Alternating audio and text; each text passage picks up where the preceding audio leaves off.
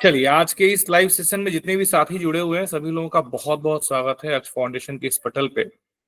और पिछले एक साल से जनवरी में 22 या 23 जनवरी को हम लोगों ने आरएपीसी की शुरुआत करी थी, आरएपीसी 02। पिछले बार आरएपीसी 01 में काफी अच्छी सक्सेस, जैसा कि हम लोगों ने पहले भी डिस्कस किया था, लगभग 38 लोग चयनित हुए थे, 38 अभ्यर्थी चयनित हुए थे। और उसके बाद हम लोगों ने जनवरी में इस वर्ष आरएपीसी 2 की शुरुआत करी थी। जुलाई में हम लोगों ने इंटेंसिव प्रिपरेशन शुरुआत करी थी और एक्सपेक्टेड था कि अक्टूबर में एग्जाम हो जाएगा, लेकिन एग्जाम के डेट बढ़ गए लगभग 1.5 महीने और अब जाकर के 9 दिसंबर को आपका पेपर 1 हुआ। पेपर 1 की आज आंसर की भी आ गई और हम लोग उम्मीद कर रहे हैं कि जनवरी एंड या फरवरी फर्स्ट वीक में आपका पेपर 2 का एग्जाम हो जाए। जनवरी लास्ट वीक मुझे ज्यादा टेंटेटिव लग रहा है, क्योंकि कैलेंडर के हिसाब से ऑलरेडी लेट काफी चल रहा है और इसे प्रतिवर्ष तो होना ही है। तो मुझे ऐसा लग रहा है कि जनवरी लास्ट वीक में टेंटेटिवली आपका पेपर 2 हो सकता है। आंसर की आ गई है, बहुत सारे लोगों के बहुत सारे कॉल्स मेरे पास में आए और मैं सबसे पहले आप लोगों से माफी चाहूंगा कि मैं कॉल्स ले नहीं पाया। आज शायद पहली बार ऐसा था पिछले 2.5 सालों में कि मैं कॉल्स कट कर रहा था, क्योंकि समय कम था और हमें ये कंसोलिडेट भी करना था, तो इसलिए मैं बहुत सारे लोगों के कॉल्स नहीं ले पाया था। लेकिन मैं निश्चित तौर पे ये जान रहा था कि जो भी आप पूछना चाहते हैं, जो आप बातें करना चाहते हैं, उस सेशन में हम उन बातों को करेंगे, वही बातें हम करने वाले हैं, उसी को तैयार कर रहे हैं। इसीलिए मैं आपके कॉल, जो भी साथी कॉल कर रहे थे, मैं ले नहीं पाया था। तो पिछले वर्ष भी या उसके पहले भी हम लोगों ने, हमारे साथ एक्सपेक्टेड कट ऑफ के एक्सपर्ट हैं संतोष आनंद जी, जो जिनके पास बहुत ही शानदार परम्यूटेशन कॉम्बिनेशन है। और ये राज जो मुझे भी नहीं बताते हैं कि उनके पास क्या परम्यूटेशन कॉम्बिनेशन है, क्योंकि हर बार जो भी कट ऑफ वो बताते हैं और जो भी कैलकुलेशंस उनकी रहती हैं, तो जितना भी हम लोगों ने देखा है तो बहुत कम डेविएशन होता है, बहुत कम, मतलब बहुत कम डेविएशन होता है। लगभग लगभग उनका कट ऑफ जो रहता है वो सही सही वो एक्सपेक्ट कर पाते, मतलब सही सही वो एक कैलकुलेट कर पाते हैं कि इसके आसपास का कट ऑफ रहेगा। एक आखिरी डिस्क्लेमर और उसके बाद मैं संतोष जी को आमंत्रित करूंगा कि उन्होंने जो अपनी कैलकुलेशन से जो भी हम लोगों ने अलग अलग जो हमारे प्लेटफॉर्म्स हैं और बहुत सारे समूह हैं जहाँ पे बहुत सारे साथी जुड़े हुए हैं जिन्होंने परीक्षा दी, और उन लोगों ने अपने स्कोर जो उन्होंने अपने आंसर की के जरिए उनका स्कोर उन्हें पता लगा और उन्होंने वह स्कोर शेयर किया, तो उसके आधार पे ये एक मोटे तौर पे हम लोगों ने एक्सपेक्टेड कट ऑफ दिया है। ये एक्सपेक्टेड कट ऑफ है, किसी तरह का कोई आधिकारिक कट ऑफ ऐसा कुछ भी नहीं है। ये एक हमारी कैलकुलेशंस है। ये कैलकुलेशंस क्यों हम लोग आपको बता रहे हैं, इसके पीछे की कारण क्या है, मतलब ऐसा क्यों क्या है कि आप अभी आंसर किया है और अभी हमें इतनी जल्दी क्या है आपको कट ऑफ बताने की। तो वो केवल इसलिए है, इसका उद्देश्य केवल इतना भर है कि बहुत सारे साथी ऐसे ना जो परीक्षा हम देकर के आए हैं, लिख करके आए हैं, तो कोई सोच रहा है कि मैं तो बहुत अच्छा करके आ गया हूँ, कोई सोच रहा है मेरा तो बिल्कुल ही बेकार गया है। और दोनों ही स्थितियां आगे जो माइंडसेट है पेपर 2 की तैयारी के लिए वो ठीक नहीं है। जो ये सोच रहे होंगे कि मैं तो बहुत ज्यादा सेफ जोन में हूँ और इसकी वजह से वो ओवर कॉन्फिडेंस में आकर के, और जैसे भारत वर्ल्ड कप हार गया था जो इंडिया में हुआ था ऑस्ट्रेलिया के हाथ से, तो वैसे फिर अच्छा स्कोर ला करके सीट में गंवा दे, पिछले वर्ष जैसे हुआ 167, 170, 172 स्कोर प्री में करने वाले साथियों का भी चयन नहीं हो पाया, क्योंकि उनका मेंस में काफी कम स्कोर चला गया था। तो ऐसा ना हो, मतलब ओवर कॉन्फिडेंट में आप ना जाए। और साथ ही वे साथी जो जिन्हें ऐसा लग रहा था कि मेरा तो अच्छा एग्जाम नहीं गया, वो बहुत थोड़े अवसाद की स्थिति में थे, तो उन लोगों को भी एक तरीके से उन्हें अंदाजा लग जाए कि नहीं हम सेफ हैं या हमें तैयारी करनी चाहिए, आगे पेपर 2 की प्रिपरेशन करनी चाहिए, तो वो भी निश्चिंत होकर तैयारी करें। तो बस ये एक उद्देश्य है जिसकी वजह से हम लोग आप लोगों के साथ में एक्सपेक्टेड कट ऑफ डिसाइड कर रहे हैं। जैसे आप लोग जानते हैं कि हम लोगों ने ऑलरेडी पेपर 2 की तैयारी आज से शुरू कर दी है और आप लोग किसी भी तरह के दुविधा में या पेशोपस की स्थिति में ना रहें, चीजें आपके सामने थोड़ी स्पष्ट रहे, क्लियर रहे, वैग ना रहे। इसीलिए ये एक्सपेक्टेड कट ऑफ के लिए मैं अब संतोष जी को आमंत्रित करता हूं कि वे साझा करें। जी संतोष सर। जी धन्यवाद अभिषेक जी। सबसे पहले तो आज के इस संध्या पर सभी साथियों को अभिवादन करता हूं मैं। और आपके स्क्रीन पर पिछले 18, 19, 20, 22, 21 में एग्जाम नहीं आयोजित किया गया था, तो 4 साल का कट ऑफ आपके सामने है। फिर हम 23 का भी दिखाएंगे। तो ये जस्ट एक एग्जाम्पल है। आप 20 में देख सकते हैं कि ज्यादा कट ऑफ जो है 140 तक आप कट ऑफ पा रहे हैं यूआर का, और वहीं 22 में फिर कम गया था। फिर 23 में भी इसी के आसपास 135 के आसपास ही था। तो देखिए कट ऑफ जो है ये एक प्रेडिक्शन है। ये जो आपके स्क्रीन पर है ये तो एक्यूरेट है, कितने कैंडिडेट्स अपीयर हुए हैं एग्जाम में और कितने सीट्स हैं और एग्जाम का लेवल कैसा है, ये तीन चीजें जो है मुख्य तौर पर तीन मुख्य घटक हैं कट ऑफ डिसाइड करने के लिए। तो अभी आपके पास दो चीजें हैं कि एग्जाम का लेवल कैसा था, तो इजी टू मॉडरेट था। तो इजी टू मॉडरेट एग्जाम होने से ये स्पष्ट होता है कि कट ऑफ कंपेरेटिवली हाई होने की उम्मीद है, पहली बात। दूसरी बात कि नंबर ऑफ कैंडिडेट्स कितने हैं, इसके बारे में अभी तक हमारे पास कोई आंकड़े नहीं है। तो हम इस बार प्रेडिक्ट नहीं कर पा रहे हैं कि कितने, मतलब कट ऑफ हमारा क्या हो सकता है। हाँ, लमसम हम कोशिश जरूर कर रहे हैं कि आपको हम एक्यूरेट इंफॉर्मेशन दे सकें। और इसके बाद नेक्स्ट जो है वो है वैकेंसी, रिक्तियां कितनी हैं। ये तीन फैक्टर्स हैं, तीन फैक्टर्स के आधार पर कट ऑफ निर्धारित किए जाते हैं। यहाँ पे दो मुख्य बातें मैं आपको बताना चाहूंगा कि 295 290 प्लस का आप लोगों को टारगेट लेके चलना है। कम से कम 290 आपको प्राप्त करने हैं पेपर 1 और पेपर 2 मिला करके। तो पेपर 1 और पेपर 2 मिला करके 290 प्लस अगर स्कोर करने हैं, तो अगर 160 जिसका आया है उसको 130 प्लस चाहिए, जिसको 145 आया है उसको 150 के आसपास चाहिए। तो इसमें किसी को हतोत्साहित होने की जरूरत नहीं है, और किसी को, जैसे कि अभिषेक जी अभी थोड़ी देर पहले बता रहे थे, कि किसी को ये सोचने की जरूरत नहीं है कि मेरे मार्क्स जो है 160 आ गए तो मैं तो सेफ जोन में हूं। नहीं, यहाँ पे आपको अभ्यास निरंतर जारी रखने हैं कि आप 140 130 से ज्यादा स्कोर कर सके। अगर एसटीओ की वैकेंसी है 300 प्लस पे आपके मार्क्स चाहिए होंगे एसटीओ के लिए, तो ऐसे केस में आपको क्या करने होंगे कि स्कोर ज्यादा करने होंगे पेपर 2 में। तो मेरे अनुमान के आधार पर अभिषेक जी नेक्स्ट स्लाइड्स अगर दिखाएं,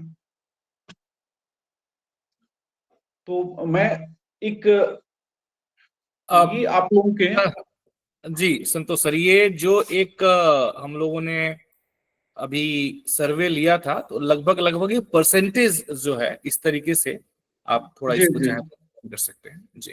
हाँ, तो ये वही चीज मैं मतलब आप लोगों को बता रहा हूँ कि आप देखिए अभी आप लोगों का जो स्कोर है इसमें, कि मेजोरिटी कहाँ पे है 150 160 प्लस। तो ये 160 प्लस वाले कैंडिडेट्स जो हैं, और बहुत सारे कैंडिडेट्स ऐसे हैं जो जिनके स्कोर 141 150 से कम है, लेकिन वो लोग इसमें सर्वे में पार्टिसिपेट नहीं कर पा रहे हैं।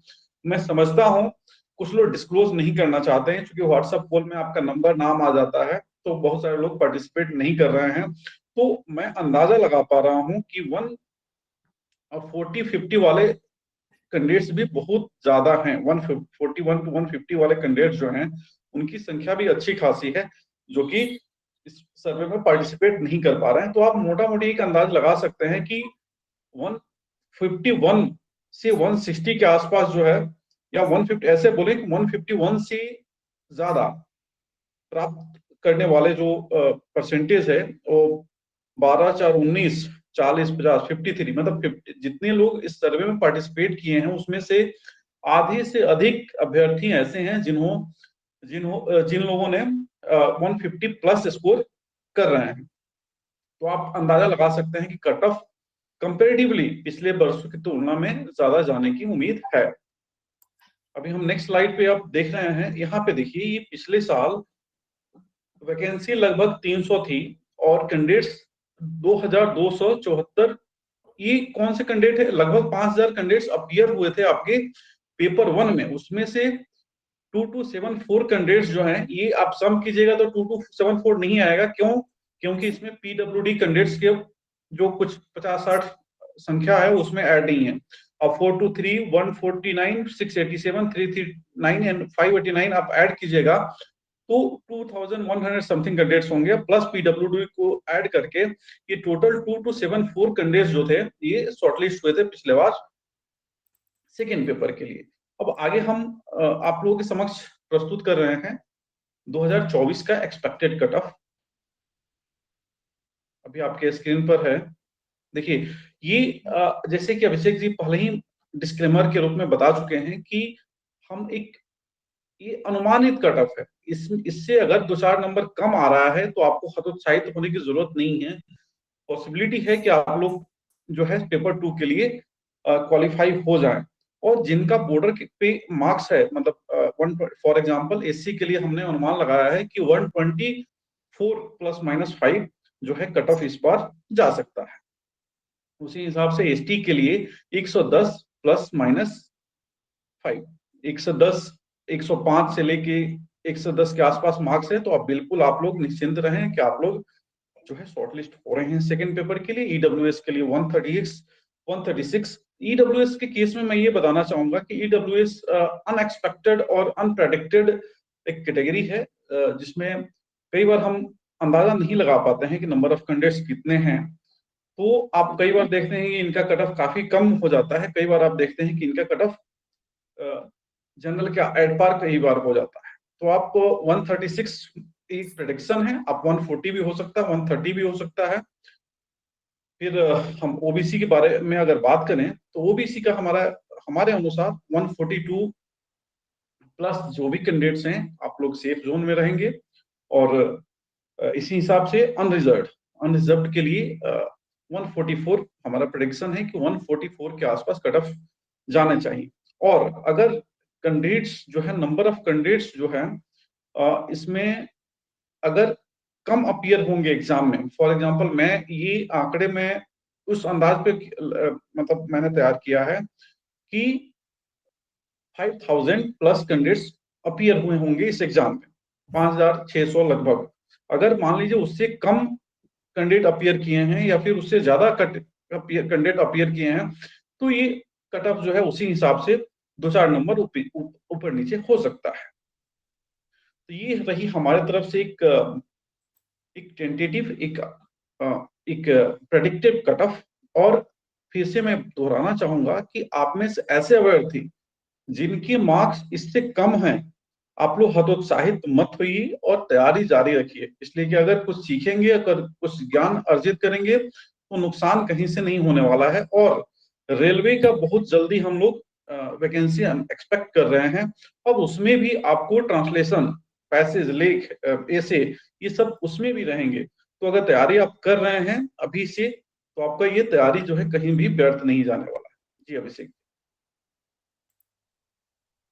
हाँ, इससे संबंधित कोई प्रश्न यदि किसी के मन में हो, रेलेवेंट प्रश्न, ये नहीं कि सर मेरा 155 है तो मेरा होगा कि नहीं होगा, वो हमने बता दिया। तो अगर कुछ कोई रेलेवेंट और कोई सार्थक प्रश्न हो तो आप पूछ सकते हैं।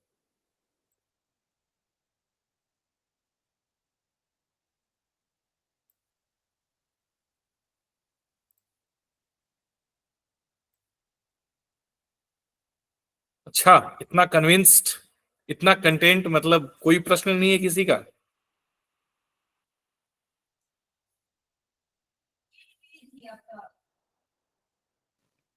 सर पेपर 2 के लिए बता दीजिए। हाँ, पेपर 2 के लिए तो बता देंगे। अभी ये प्रश्न किसी का ना हो तो हम पेपर 2 की फिर बात कर लेते हैं। देखिए पेपर इसमें कोई प्रश्न होने का कोई मतलब उम्मीद भी हम नहीं कर सकते थे। हाँ, अब इतना नहीं, स्पष्ट एक प्रश्न मेरा है संतोष जी, एक प्रश्न मेरा है जो मतलब एक साथी का ये प्रश्न था। कुछ एक क्वेश्चंस यदि गलत होते हैं और उसके ऊपर रिप्रेजेंटेशन आती है तो क्या उसके क्या प्रावधान है? देखिए आपकी किस विषय के विशेषज्ञ हैं? अभिषेक जी मैं इसमें बताना चाहूंगा जितने भी अभ्यर्थी अगर जो प्रश्न गलत हुआ है उसका मार्क्स आपको चैलेंज करने, पहले तो उसको चैलेंज करने पड़ेंगे। अभी आंसर की के बाद जो है आप लोगों को लिंक दिया गया होगा, उसको चैलेंज करने पड़ेंगे। चैलेंज के लिए जो भी अमाउंट है पे करना पड़ेगा। और अगर आपने जिस प्रश्न को चैलेंज किया है और एसएससी ने एक्सेप्ट कर लिया कि हाँ आंसर जो है गलत है, उनके तरफ से गलती हुई है, या फिर आपका आंसर जो है सही है, तो दोनों केस में अगर क्वेश्चन को गलत पाया गया, मतलब या प्रश्न गलत है या उसके ऑप्शंस जो है एक से ज्यादा सही हैं या फिर एक भी सही नहीं है, इस प्रकार की कुछ त्रुटि हुई है एसएससी की तरफ से, तो उसके मार्क्स उन सभी अभ्यर्थियों को मिलेंगे जिन्होंने उसे अटेम्प्ट किया है। जिन लोगों ने अटेम्प्ट नहीं किया उसके मार्क्स उनको नहीं दिए जाते। ये स्पष्ट है। मान लीजिए कि क्वेश्चन नंबर 52 है फॉर एग्जाम्पल, उसका मार्क्स जो है वो क्वेश्चन गलत हो गया है और उसका मार्क्स, आपने 52 क्वेश्चन अटेम्प्ट ही नहीं किया है, तो उसके जो 1 मार्क्स जो हैं वो आपको नहीं दिए जाएंगे। जो लोग अटेम्प्ट किए हैं चाहे गलत या सही, उन सभी को उसके मार्क्स दिए जाएंगे। ठीक है, चलिए। सो मुझे संतोष जी ने जो कट ऑफ बताया उसे देख करके मुझे तो ऐसा लग रहा है, जो अभी वोट्स आए हैं, तो जो भी साथी तैयारी कर रहे हैं हमारे साथ में, उसमें से ज्यादातर लोग इस कट ऑफ को क्वालिफाई कर जाएंगे। अभिषेक एसएससी जी, जीएसटी पेपर जी। एक मेरा एक पॉइंट है। अभी थोड़ी देर पहले आप बता रहे थे कि पिछले वर्ष हमारे 38 कैंडिडेट्स सिलेक्ट हुए थे आउट ऑफ हाँ, कितने, वो फिगर ज्यादा मायने रखता है, इसलिए कि परसेंटेज हम वहीं से डिसाइड करते हैं।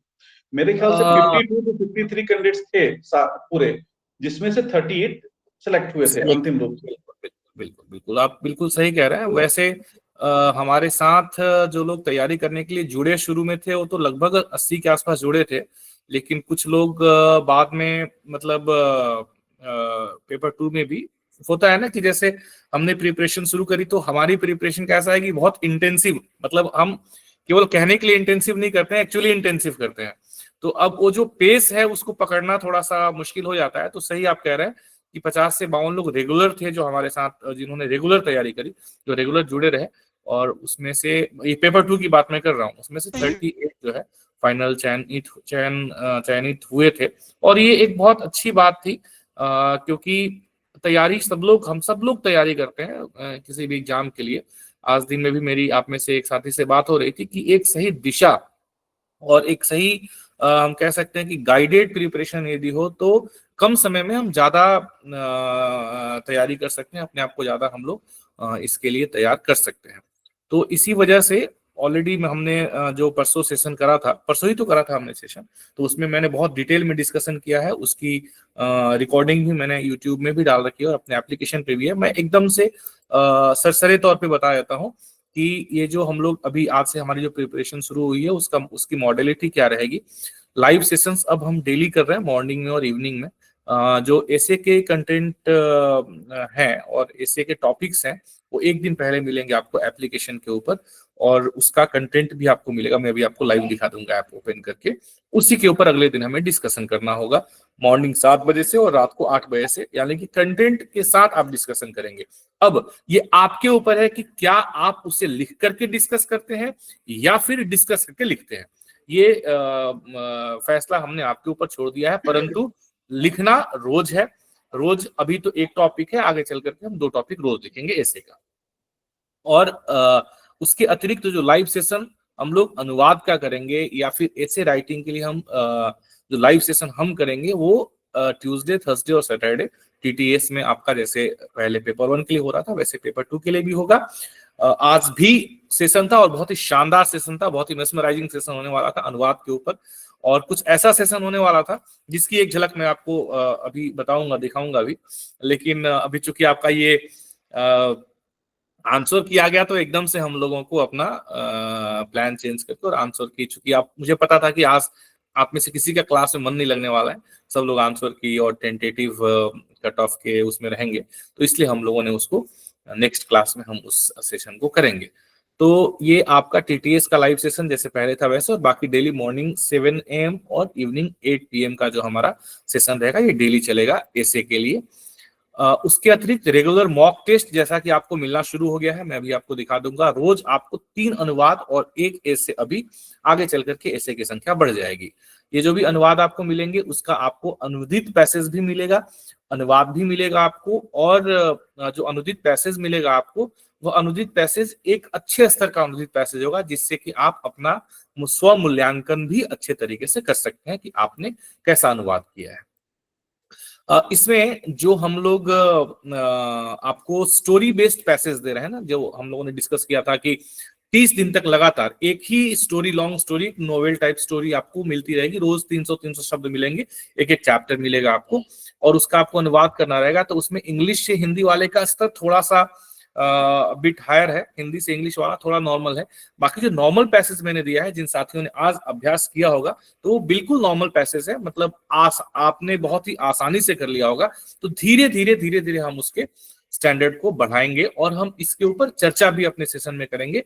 कहीं से भी कोई भी यदि अनुवाद करने में दिक्कत आपको आ रही है, या कहीं भी आपको लग रहा है कि नहीं यहाँ पे मैं ठीक से नहीं कर पा रहा हूँ, या यहाँ पे गलती मेरी ज्यादा हो रही है, तो उस हिसाब से हम उसको डिस्कशन करेंगे। डेली ऐसे प्रैक्टिस मैंने आपको बता दिया, डेली ट्रांसलेशन प्रैक्टिस हम लोग करेंगे। मूल रूप से ऐसे और ट्रांसलेशन, ये दो ही पैसेज, मतलब दो ही प्रकार के आपसे प्रश्न पूछे जाएंगे, और इसी के ऊपर पूरा का पूरा आपका एग्जाम होने वाला है, और इसी में मार्किंग होने वाली है, और इसी में आपका फाइनल स्कोर डिसाइड होने वाला है। तो जो भी हमारा प्रिपरेशन है वो इसके इर्द गिर्द ही चलता रहेगा।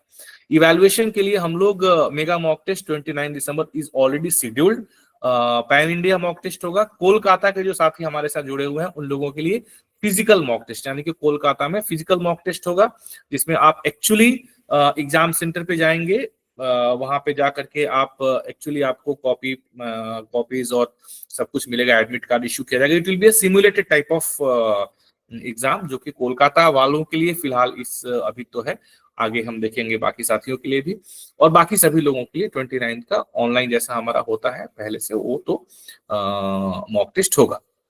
सो ये आपका 29 को है। इसकी प्रॉपर इवैल्यूएशन किया जाएगा, इसकी प्रॉपर मार्किंग की जाएगी, आपको फीडबैक दिया जाएगा, और उसके बाद तब तक संभवतः रिजल्ट भी आ जाएगा। तो उसके बाद में फिर अगला एक मॉक टेस्ट हम लोग और भी इस तरीके का शेड्यूल करेंगे, उसका डेट आपको हम आगे बता देंगे। सर जो कोलकाता में कहाँ? वो आपको पता लग जाएगा, है ना। अच्छा ठीक है। इसके लिए अभी हम लोग एक छोटा सा सर्वे फॉर्म आपको दे देंगे, और इसके लिए एक छोटा सा कंट्रीब्यूशन रहेगा सभी लोगों के लिए, जो साथी हमारे RAPC में ऑलरेडी है उनके लिए भी वो कंट्रीब्यूशन सबको पे करना रहेगा। मे बी 100 रुपीज या 150 इस तरीके से, मतलब एकदम नॉमिनल सा रहेगा, क्योंकि फिजिकल है तो वहां पे और इसका इवेल्युएशन किया जाना है, तो इस तरीके से छोटी सी राशि रहेगी, और ये उन सभी लोगों के लिए लाभप्रद रहेगा जो वहाँ उस विसिनिटी में रहते हैं या आसपास में रहते हैं। तो उसका मैं आप लोगों को बता दूंगा, और एडमिट कार्ड जो आपको जाएगा उसके ऊपर उसका आपको एड्रेस भी मिल जाएगा। ठीक है। इसके अतिरिक्त हाँ, जो हम लोग अभी डिस्कस करने वाले थे, आज का जो सेशन हमारा था, और आगे हम 2-3 क्लासेस में हम डिस्कस करने वाले हैं, क्योंकि आज के अनुवाद के पैसेज के बाद बहुत सारे साथियों का मेरे पास मैसेज आया, कॉल आया कि सर थोड़ा सा बेसिक से ट्रांसलेशन और कुछ एकदम जो एक आधारभूत जो भी हम कह सकते हैं कि ट्रिक्स, टेक्निक्स या बातें हैं अनुवाद को लेकर के, हमें किन किन बातों को ध्यान में रखना चाहिए। तो हम लोग आज का सेशन हम इसी के आधार पे उसी के ऊपर करने वाले थे कि अनुवाद के 10 आधारभूत स्तंभ क्या हैं, 10 ऐसी बातें जिनको हमने थोड़ा सा कैटेगराइज किया है विथ एग्जांपल्स, और उसको आज हम डिस्कस करने वाले थे कि अगर ये आपको अगर इन 10 बातों को आपने पकड़ लिया और समझ गया ना, तो आप चाहे आसान, चाहे मुश्किल, चाहे कितना भी कॉम्प्लिकेटेड अनुवाद हो, आप बहुत ही आसानी से करके अच्छे मार्क्स स्कोर कर सकते हैं। तो अगला जो भी हमारा सेशन होगा, नेक्स्ट जो लाइव सेशन होगा, उसमें हम लोग इसके ऊपर डिस्कस करेंगे विथ एग्जांपल्स। उसके बाद अनुवाद के दौरान क्या क्या सामान्य गलतियां हम लोग करते हैं, ये एक बहुत बड़ा फैक्टर है जो जिसकी वजह से ट्रांसलेशन में हम लोग मार्क्स नहीं उठा पाते हैं। छोटी छोटी गलतियां जो होती हैं अनुवाद के दौरान, इसके ऊपर हम लोग चर्चा करेंगे। उसके बाद कई बार ऐसा होता है ना, मेरे पास बहुत सारे इस तरह के प्रश्न भी आते हैं कि सर मैं अनुवाद तो कर लेता हूं, लेकिन मेरा अनुवाद जांचे कौन की सही है कि गलत है ना। तो मुझे तो ऐसा लगता है कि अनुवाद कई बार नहीं, अक्सर ही स्वमूल्यांकन की चीज है। आप स्वमूल्यांकन अनुवाद का बहुत आसानी से और सटीकता के साथ कर सकते हैं। इसके लिए क्या ट्रिक है, हम इसके ऊपर डिस्कशन करेंगे कि आप ये कैसे पता करें कि आपने जो अनुवाद किया है वो कितना सही है। हम तो वैसे आपको सही अनुवाद देंगे, उसको देख करके आप मिला करके तो आप पता कर ही लेंगे, लेकिन उसके बगैर भी आप कर सकते हैं। मैं ऐसा नहीं कहता हूँ कि 100%, लेकिन मैक्सिमम आपको समझ में आ जाएगा कि आपने अनुवाद कितना सटीक, कहाँ तक सटीक किया है। उसके अतिरिक्त जैसा ये है कि एक ही अनुवाद का पैसेज अलग अलग लोग अलग अलग तरीके से करते हैं, ठीक है। तो एक ही अनुवाद के अलग अलग मतलब एक ही पैसेज के अलग अलग अनुवाद किस तरीके से हो सकते हैं, इसको हम लोग अगले सेशन में, इनफैक्ट मैं बीच में ही आपको पैसेज दूंगा और फिर हम लोग सेशन में अलग अलग अनुवाद करके देखेंगे कि पैसेज एक ही और अनुवाद अलग अलग हो रहा है, ठीक है। तो ये भी एक्सरसाइज हम लोग करेंगे। उसके अतिरिक्त एक और समस्या जो अनुवाद के दौरान आती है कि कई बार सर ये शब्द के लिए कोई एक पर्टिकुलर शब्द है तो उसके लिए अलग अलग पर्याय आप लोग पूछते हैं, सर ये नहीं यूज कर सकते क्या, ये वाला शब्द नहीं यूज कर सकते क्या, ठीक है। तो जैसे मान लीजिए कि एक वर्ड आपको मिल गया इनोवेशन। हेलो, आप लोग हैं मेरे साथ में? Yes sir. एक वर्ड यस सर।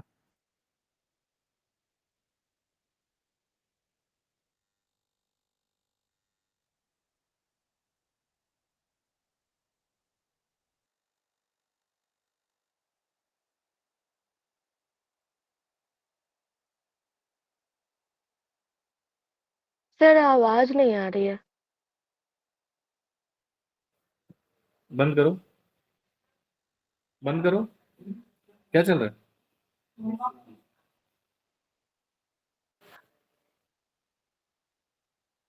मेरी आवाज आ रही है? जी सर अच्छा, आ रही है। अचानक से बिजली चले जाने की वजह से वाईफाई चला गया, जिसकी वजह से मेरा लैपटॉप बंद हो गया, कोई बात नहीं। तो हाँ, मैं बात कर रहा था कि जैसे एक शब्द है इनोवेशन, ठीक है। अब एक इनोवेशन शब्द आ गया, इसके लिए क्या हिंदी पर्याय लिखेंगे आप? नवाचार। और नवीनीकरण, नई खोज। नवीनीकरण? जी सर, नवीनीकरण। नवीनीकरण तो रिन्यूएबल होता है। सर नई खोज। नवोन्मेषी आप में से किसी ने बताया। और अन्वेषण बोल अभिनव? सकते हैं सर। अभिनव? अन्वेषण। अन्वेषण। अन्वेषण इज इन्वेस्टिगेशन। अन्वेषण और इनोवेशन बहुत अलग है। तो अब देखें कि एक शब्द इनोवेशन मैंने, हाँ जी, आविष्कार। आविष्कार इज इन्वेंशन नॉट इनोवेशन, ठीक है। तो एक शब्द के जो अलग अलग आपको भावार्थ लगता है कि हाँ एक शब्द के अलग अलग भावार्थ होते हैं, और अक्सर जब हम लोग लाइव सेशन में जब क्लास हम लोग लाइव सेशन में करते हैं तो सबसे ज्यादा ये प्रश्न पूछा जाता है, सर ये नहीं हो सकता क्या, सर ये नहीं हो सकता क्या। तो कैसे हम ये चुने कि सबसे सटीक अर्थ क्या होगा, सबसे सटीक शब्द कौन सा प्रयोग रहेगा लक्ष्य भाषा में, मूल भाषा के अनुरूप। तो ये एक बहुत महत्वपूर्ण बात हो जाती है अनुवाद में, इसके ऊपर हम लोग चर्चा करेंगे, ठीक है। ऐसे ही अगर मैं आपसे एक शब्द कहूं, इंटेलिजेंस, आजकल बहुत चल रहा है शब्द इंटेलिजेंस, तो इंटेलिजेंस के लिए क्या शब्द आप लोग प्रयोग करते हैं? बुद्धिमत्ता। है ना, इंटेलिजेंस के लिए आप लोग बुद्धिमत्ता शब्द प्रयोग करते हैं। क्या इंटेलिजेंस के लिए हम लोग मेधा शब्द प्रयोग कर सकते हैं? हाँ सर। जी सर। ठीक है। एक शब्द आजकल बहुत चल रहा है, मैं कुछ शब्द ऐसे आज दिन में बैठ करके जब कर रहा था मैं इस सेशन के लिए तैयारी, तो मैं कुछ कुछ शब्द मेरे दिमाग में आया। जैसे एक शब्द आजकल चल रहा है ऑनलाइन, बहुत मतलब ऐसा कह सकते हैं कि आप दिन भर में कई एक बार इस शब्द का प्रयोग करते होंगे, और वैसे अभी भी हम लोग ऑनलाइन माध्यम से जुड़ करके और यह क्लास कर रहे हैं ऑनलाइन। तो ऑनलाइन शब्द के लिए यदि हम देखें कि क्या हिंदी पर्याय हम प्रयोग में लेकर के आएंगे, तो क्या लेकर के आएंगे? आभासी पटल। आभासी पटल। तो अगर ऑनलाइन हमने लिख दिया तो गलत हो जाएगा? नहीं सर, ऑनलाइन ज्यादा अगर हमने appropriate लगेगा। ऑनलाइन ज्यादा उपयुक्त लगेगा। appropriate लगेगी, यस सर, और ज्यादा लोगों को समझ आ पाएगा। और आभासी लिखा तो? सर आभासी ऑनलाइन के सेंस में मुझे लगता है कि कम जनता को समझ में आएगा, मतलब। तो हमें जनता को थोड़े समझाना है, हमें तो हमारे पेपर चेकर को समझाना है। मतलब कम जनता लोगों को समझ आ पाएगा। आभासी हमें पटल ही लिखा रहता है ऑनलाइन को। हमें चुनाव थोड़े लड़ना है कि जनता समझे, हमें तो एग्जाम नहीं पास सर। करके DTO बनना है। चलिए ठीक है, बिल्कुल सही है, आभासी भी सही है। ये तो ऐसे ही मैं आपको थोड़ा सा, है ना, ऑनलाइन भी सही है, आभासी भी सही है, लेकिन कब किस कॉन्टेक्स्ट में क्या शब्द प्रयोग करें ये बहुत महत्वपूर्ण हो जाता है ना। मैं क्यों बता रहा हूं, जैसे ये कि आप आपके सामने जब कोई शब्द आता है ना, तो कई बार हम लोग इस दुविधा में पड़ जाते हैं कि मैं ये शब्द प्रयोग करूं या ये शब्द प्रयोग करूं। तो इसके लिए आप किसी भी एक शब्द का लक्ष्य भाषा में सबसे सटीक पर्याय क्या आप चुने। जैसे एक शब्द डिजिटल आजकल बहुत प्रयोग हो रहा है, डिजिटल, डिजिटल मीडियम से, तो क्या उसके लिए आप हिंदी पर्याय यूज करेंगे? Sir digital age it is लिख देंगे उसको। आप डिजिटल एज इट इज लिख देंगे। अच्छा, एक शब्द आजकल चल रहा है बहुत, क्रिएटिव। रचनात्मक। सृजनात्मकता बोलते हैं सर, कंस्ट्रक्टिव को उसका क्या लिखेंगे जो आप? अगर रचनात्मक को क्रिएटिव लिखेंगे तो कंस्ट्रक्टिव को क्या लिखेंगे? सृजनात्मक। अगर हिंदी में कहीं आपको मिल गया कि यह एक अच्छी युक्ति थी,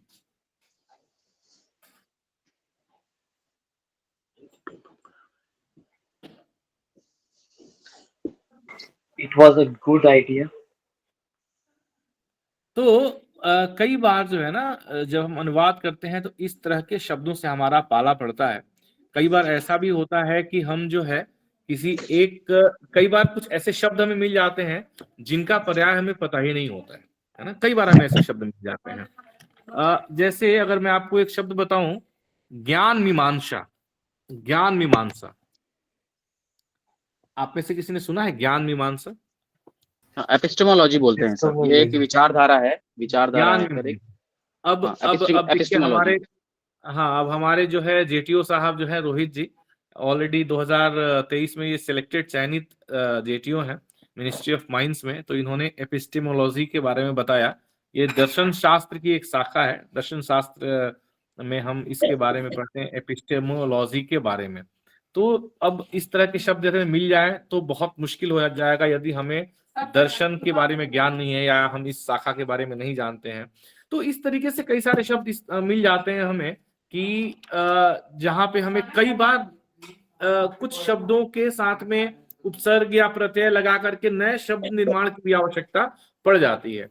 तो इन सब ये सारे जो एस्पेक्ट्स हैं, इसके ऊपर हम लोग चर्चा करेंगे जब हम अगला हमारा अनुवाद का सेशन करेंगे। तो और अगला 1-2 सेशन में, और उसके बाद हम एक बढ़िया पैसेज करेंगे जिसके 2 या 3 तरीके से, एक ही पैसेज का अनुवाद हम 2 या 3 अलग अलग तरीके से करके देखेंगे। इससे क्या होगा कि अनुवाद को लेकर के बहुत सारी जो भ्रांतियां हमारे दिमाग में हैं, अनुवाद को लेकर के बहुत सारा डर बहुत लोगों के दिमाग में बैठा हुआ है कि अच्छे मार्क्स नहीं आते हैं, तो हम जो है अनुवाद अभ्यास वाली बुक से प्रैक्टिस कैसे करनी मैं बता देता हूँ। तो ये सारी चीजों पे हम जो है ओवरकम कर सकते हैं। ठीक है, तो ये हो गया, और मैंने आप लोगों को बता दिया कि हमारा प्रिपरेशन का मॉड्यूल कैसा रहेगा। अगर मेरा वाईफाई जुड़ जाता है, जुड़ ही जाएगा थोड़ी देर में, लाइट आ गई है, तो मैं आपको ये लाइव भी दिखा देता हूँ कि किस प्रकार से आपको प्रैक्टिस करनी है। प्रश्न अभी आया कि अनुवाद अभ्यास बुक को हम कैसे प्रयोग कर सकते हैं, तो रोहित बताएं। रोहित ने तो यूज किया है और पिछली बार इन्होंने ये चयनित भी हुआ है, सफलता पाई है। तो हम सफल अभ्यर्थी से सुन लेते हैं कि कैसे अभ्यास करना है। आयुषी जी फाइनल कट ऑफ पूछ रही हैं, फाइनल कट ऑफ कैसे बताएंगे आयुषी जी? पहले आप पेपर 2 तो दीजिए। आप जब तक पेपर 2 नहीं देंगे तब तक अक्ष फाउंडेशन की बुक खरीदने के लिए कुंदन जी मैं आपको लिंक भेज दूंगा। अमेजन पे वैसे जाकर के आप अनुवाद अभ्यास डालेंगे तो आपको मिल जाएंगे अमेजन पे। जी रोहित जी बताएं किस प्रकार से हम बुक पे अभ्यास कर सकते हैं। इसका नाम ही है अनुवाद अभ्यास। जी जी सर, जी सर। सर प्राय होता क्या है कि अनुवाद किसी भी पैराग्राफ या अनुच्छेद का मतलब भाषांतरण करने के लिए सबसे पहले तो ये जरूरी है कि आप पहले उसको एक बार पढ़ लें। एक बार पढ़ने से हमें क्या होता है ना, उसका जो मेन आइडिया और टोन पता चलता है। फिर उस प्रवाह में और जो शब्दावली इस्तेमाल होनी है, उस संदर्भ में जो शब्दावली इस्तेमाल होनी है उसका सही चयन करना सीखें। यदि आप शब्द से परिचित हैं तब तो अच्छी बात है, यदि परिचित नहीं है तो शब्दावली को ढूंढें पहले, या अगर आप रैंडम बना रहे हैं तो उसके लिए जितना भी ज्यादा करीबी शब्द हो सके प्रयोग करने की कोशिश करें, जिससे कि अर्थ का अनर्थ ना हो। और अनावश्यक ना ही शब्द खर्च करें, ना ही वाक्य खर्च करें उसके वाक्य विस्तार को लेकर के। हाँ, कहीं पे भावानुवाद मायने रखता है, तो कोशिश करें कि यदि शाब्दिक अनुवाद अर्थ नहीं दे रहा है तो आप भावानुवाद का प्रयोग करें, लेकिन फिर भी उसका अर्थ काफी करीब होना चाहिए उस वाक्य के। और रही बात सर शब्दावली की, तो ये एक ऑनगोइंग प्रोसेस है। कई प्रकार के अलग अलग डोमेन के अनुवाद आप बनाएं और उनके संदर्भ को कोशिश करें, अगर हो सके तो उनके संदर्भ को पढ़ें, वो कुछ भी हो सकता है। तो जैसे कि दर्शन में किस तरह की शब्दावली प्रयोग होती है, जैसे कई सारे शब्द हैं, जैसे एथिक्स में हम इंटीग्रिटी के लिए सत्यनिष्ठा प्रयोग करते हैं, लेकिन पॉलिटिकल में हम उसके लिए अखंडता प्रयोग कर देते हैं। ठीक उसी तरह से विजल ब्लोवर है, विजल ब्लोवर को विजल ब्लोवर इस्तेमाल कर लेते हैं, कहीं कहीं अग्रचेतक भी लिख देते हैं तो चल जाता है। तकनीकी प्रकृति के कुछ शब्द ऐसे हैं जो प्रचलन में बहुत ज्यादा ऐसे ही ग्राह्य हो गए हैं, तो उनका अनावश्यक आप मतलब बोझ मत डालें शब्दों का, और जबरन अनुवाद ना करें, क्योंकि वो ऐसे ही बोधगम्य है शब्द। तो ये थोड़ी सी सूक्ष्मता जब धीरे धीरे आएगी, आप लगातार निरंतर पैसेज को बनाएं प्रतिदिन, और अलग अलग डोमेन के बनाएं। कभी दर्शन का बनाए तो कभी शिक्षा शास्त्र का बनाए, कभी सामाजिक मुद्दों का हो तो वो बनाए, कभी तकनीकी प्रकृति का बनाए, कभी राजभाषा से संबंधित बनाए। जी जी सर। जी जी इनका प्रश्न था कि अनुवाद अभ्यास जो हमारी पुस्तिका है उसका जी सर। का उपयोग कैसे करें, उसको हाँ सर, बिल्कुल उपयोग करके कैसे तैयारी करें। जी सर, क्षमा प्रार्थी हूँ। तो सर उसके लिए ये है कि सबसे उसके लिए तो सर ये है कि सबसे पहली बात है कि आपको एक मॉडल पैराग्राफ दे रखा है, और उसका एक जिसको बोलते हैं एक काफी अच्छा अनुवाद भी, एक मानक कह सकते हैं कि अनुवाद आपको दे रखा है। सबसे पहले आप उस पैराग्राफ को अच्छे से पढ़ें, उसके आइडिया को समझने की कोशिश करें, और जब आप आइडिया को समझेंगे तो आप उसकी शब्दावली को चयन करने में आपको आसानी होगी। दूसरी चीज ये है कि वाक्य को जब बनाते वक्त ये देख लीजिए कि वाक्य का प्रवाह ऐसा होना चाहिए कि पढ़ने में वो सरलता और यथार्थता और स्पष्टता तीनों, जिसपे राजभाषा और राष्ट्रपति आदेश में भी ये चीज कही गई है, तो उस चीज का ख्याल रखें। प्राय सामान्य तौर पे मैं कह रहा हूँ, जितना अपनी तरफ से हो सके। और हाँ, मतलब अनुवाद को थोड़ा हड़बड़ी में मत बनाए, क्योंकि आप लर्निंग फेज में हैं, तो हड़बड़ी में मत बनाए। सीखने के लिए आप समय लें, जब समय लेंगे तो आप सोच पाएंगे, एक दिशा मिलेगी आपको, तो वो उसको फॉलो करना बहुत जरूरी है। और देखिए, पहले खुद से प्रयास करें, बिल्कुल भी सहायता मत लें। मैं तो कहता हूं कि अगर आप नए भी हैं तो कोशिश करिए, आपको ये पता चलेगा आप कितने पानी में हैं, आप उस संदर्भ को कितना समझ पा रहे हैं, आप शब्दावली से कितना परिचित हैं। तो आपको अपनी कमियां पता चलेंगी कि मुझे शब्दावली पे ज्यादा काम कर रहा है, या मैं ट्रांसलेशन के मतलब ग्रामर से ही परिचित नहीं हूँ। आप सामान्य रूल या टेंस और एक्टिव पैसिव इसी से परिचित नहीं है कि कोई काम कोई कर रहा है, डूअर प्रेजेंट है तो एक्टिव होगा, और डूअर अगर प्रेजेंट नहीं है तो पैसिव में सेंटेंस बनेगा। तो इस तरह की कुछ सूक्ष्मता भी आपको पता होनी चाहिए। साथ ही प्रीपोजिशन का अच्छा ज्ञान, आर्टिकल का अच्छा ज्ञान, ये तो एक सामान्य चीजें हैं, लेकिन हाँ, उनके प्रयोग पे विशेष ध्यान दीजिए अपनी तरफ से जितना हो पाए। और मानक अनुवाद आपको दे ही रखा, वहां से कर सकते हैं, मतलब अपना अनुवाद उससे चेक कीजिए। धन्यवाद। जी जी जी, बहुत बढ़िया रोहित जी। देखिए, बहुत सरल है जी। अभिषेक जी, मैं यहाँ पे एक ऐड ऑन करना चाहूंगा एक पॉइंट कि अभी ये चूंकि आई थिंक ये हमारा ओपन सेशन है, और ऐसे अभ्यर्थी भी हमारे साथ जुड़े हुए हैं जो अक्स फाउंडेशन के साथ तैयारी अभी तक नहीं कर रहे हैं। देखिए, आप लोग हमारे साथ तैयारी कर रहे हैं नहीं कर रहे हैं वो अलग बात है। एक सुझाव है हमारा कि अनुवाद अभ्यास नामक पुस्तिका जो है अमेज़न पे अवेलेबल है, और आप लोग अवश्य इसको खरीद लें।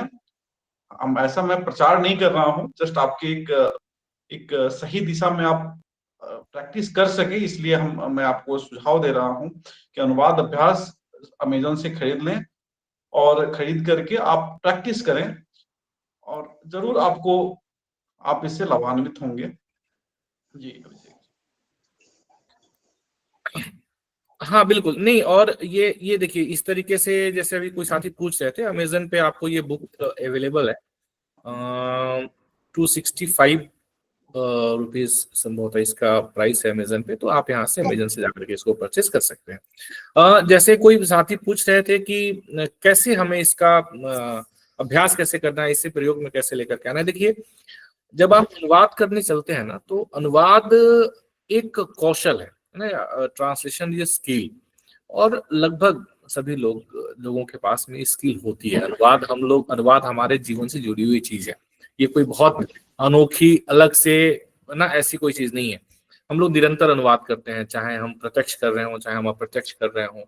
तो जब आपके सामने पैसेज ना, अनुवाद अभ्यास पुस्तक में हमने यह प्रयास किया हुआ है, लगभग 200 पैसेज हमने आपको उसमें दिए हैं, जिसमें सारे सेगमेंट के पैसेज हैं।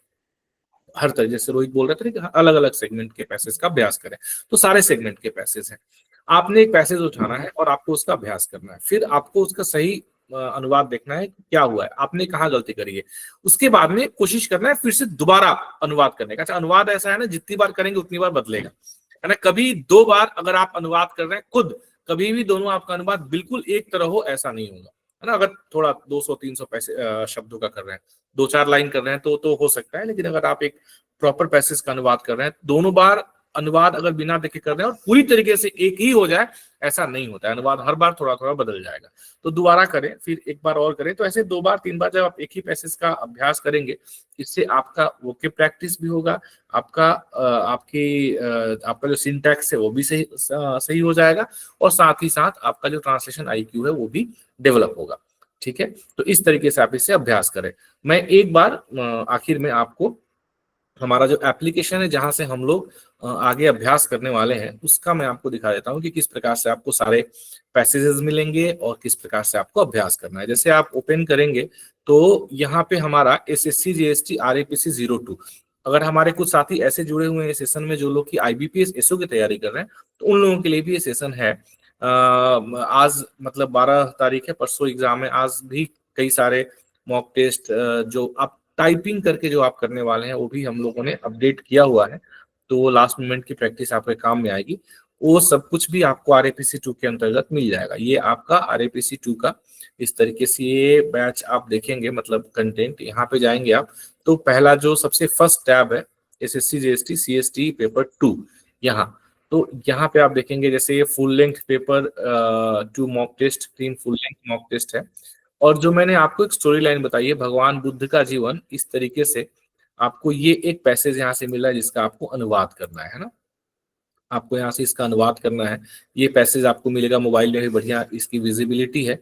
तो आपने 20 मिनट का समय मिला हुआ है, 20 मिनट में आप इसे प्रयास करें करने का। नहीं भी करेंगे तो ये सबमिट हो जाएगा, पर फिर दोबारा भी इसे आप ओपन कर सकते हैं, राइट।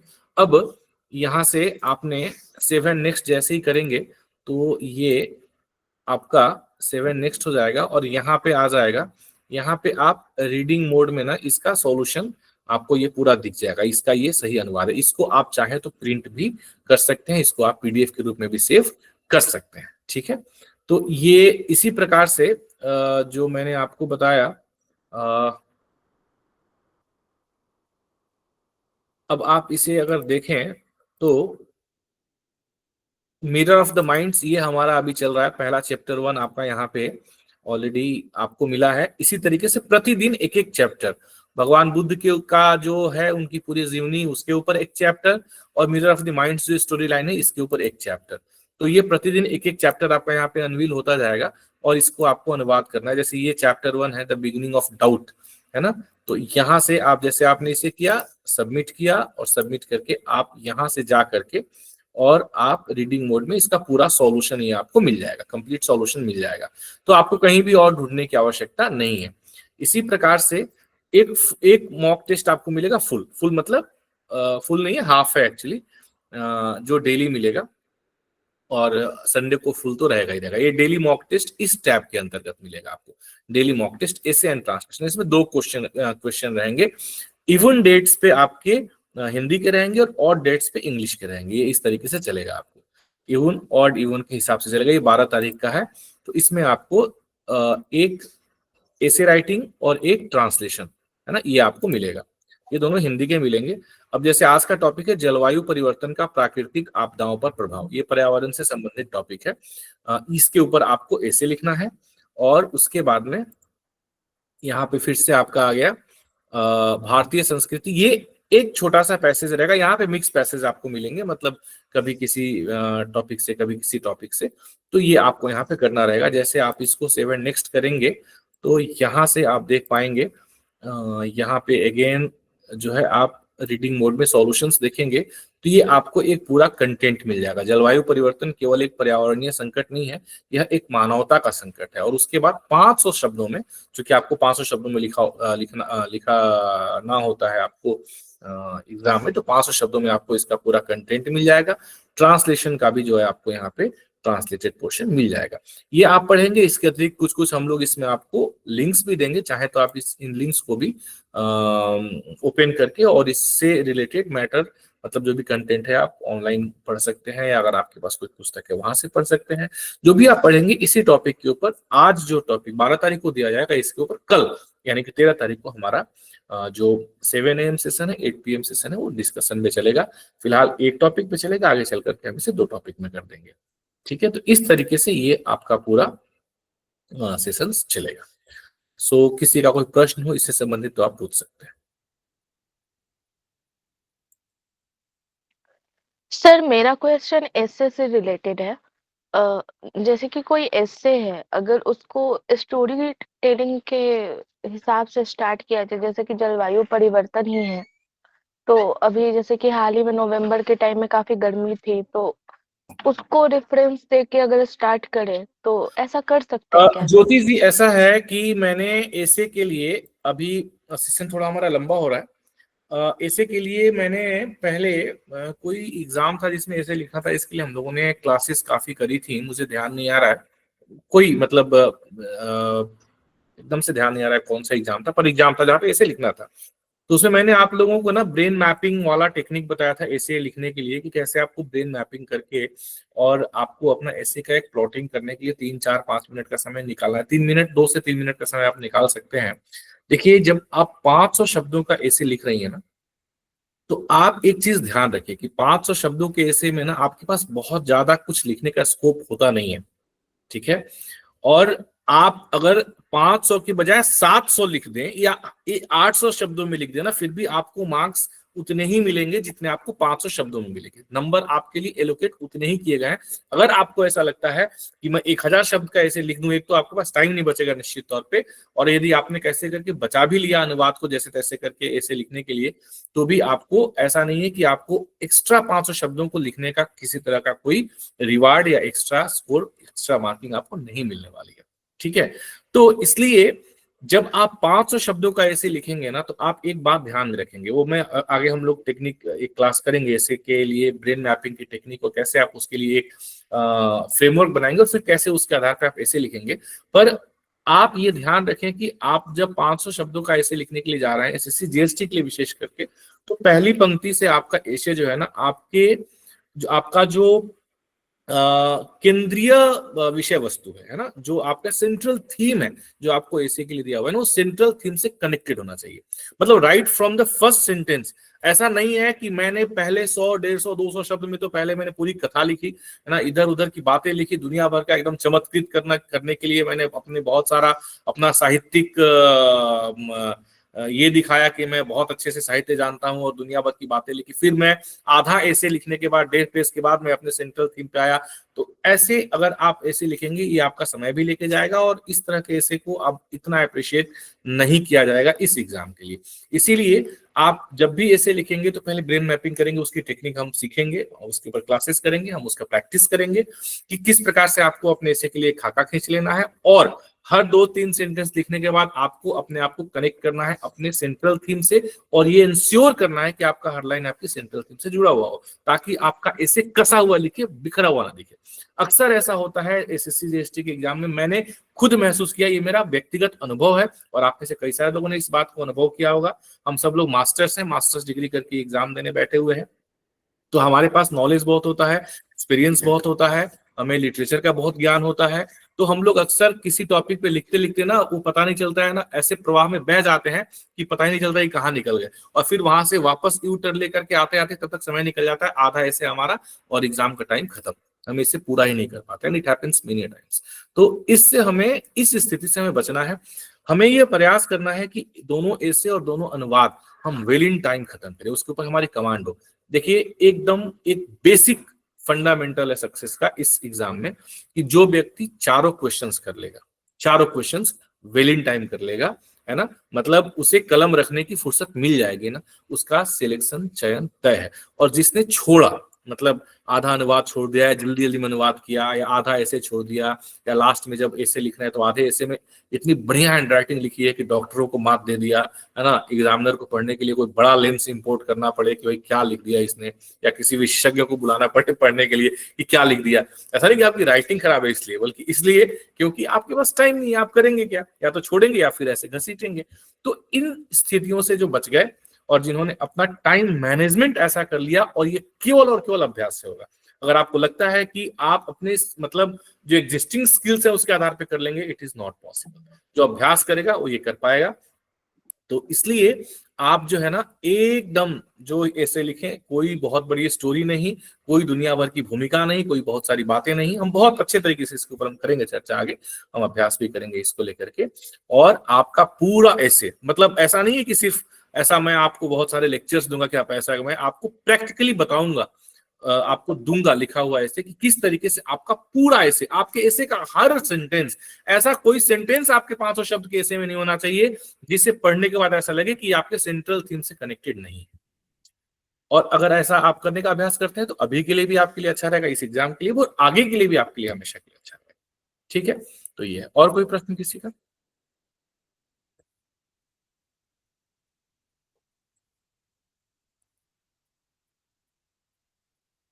आप लोग डर गए, बोला सर एक प्रश्न का इतना लंबा चौड़ा उत्तर देंगे तो फिर 2-4 प्रश्न में तो पूरी रात निकल जाएगी। लेकिन ये कि आपके एक प्रश्न में बहुत सारे लोगों का उत्तर मिल जाए। सर मेरा एक प्रश्न है बस।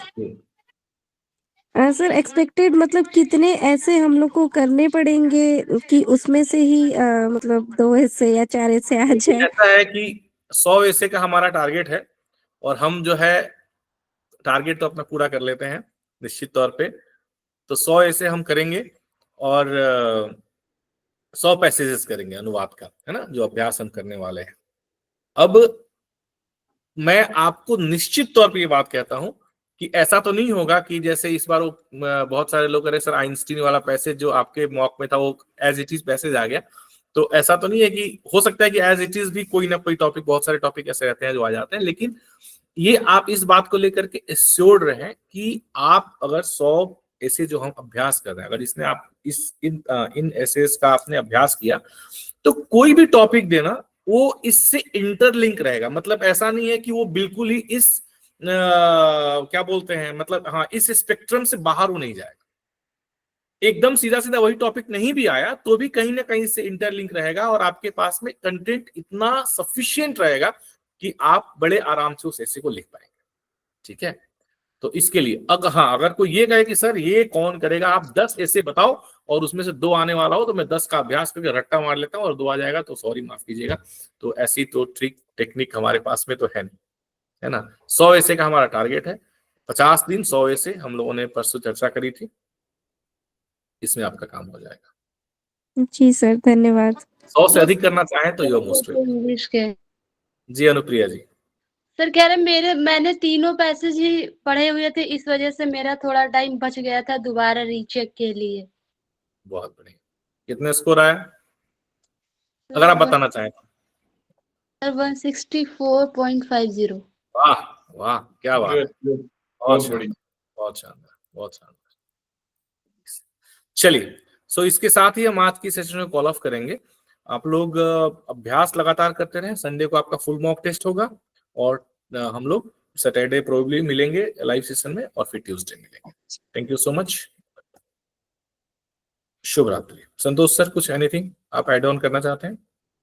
नहीं अभिषेक, डेली जो लिखेंगे ऐसे और ट्रांसलेशन जो करेंगे उन्हें सबमिट नहीं करना रहेगा? नहीं, डेली वाला सबमिट नहीं करना रहेगा। जब सबमिट करना रहेगा हम आपको बता देंगे, उसके लिए हमारा अलग एप्लीकेशन है सबमिट करने वाला, वो हम बता देंगे आपको, जिसमें आप अपना पीडीएफ सबमिट करेंगे। बस एक ही मंत्र है इस एग्जाम को क्वालिफाई करने के लिए, एक ही मंत्र है, वो मंत्र है अभ्यास, अभ्यास और अभ्यास। Yes sir. चलिए, थैंक यू सो मच, शुभ रात्रि।